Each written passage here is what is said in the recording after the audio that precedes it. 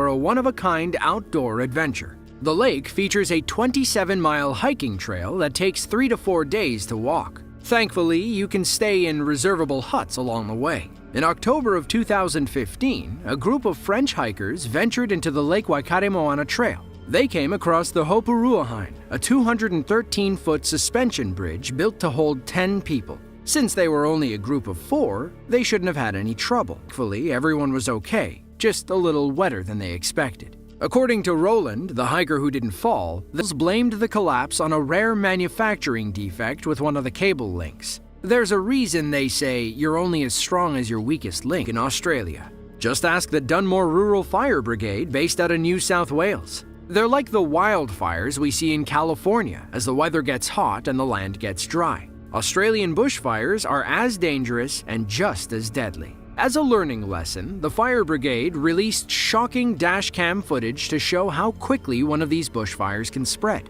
The scene goes from a green rural road to a fiery nightmare in under 3 minutes. The date was January 4th of 2020. According to the brigade, they were tasked with protecting property ahead of a southerly wind that would spread the fire further. At the start of the video, things don't really seem that bad. Crews were standing around checking homes and waiting for supplies from other units. Notice how at this time, there doesn't appear to be any wind at all. Well, about a minute after that, the wind began to pick up and the scene took a dramatic turn. By now, most of the fire brigade was quickly leaving the scene and heading to safety, but one truck stayed back and captured the full intensity of the blaze. Winds picked up to roughly 62 miles per hour. Only 2 minutes after the video began, the scene looked like a hellscape. As the minutes passed, so did the fire, crossing the road and continuing on its path of destruction. Around the same time, those inside the truck activated the cab spray to protect themselves and their equipment from the blaze.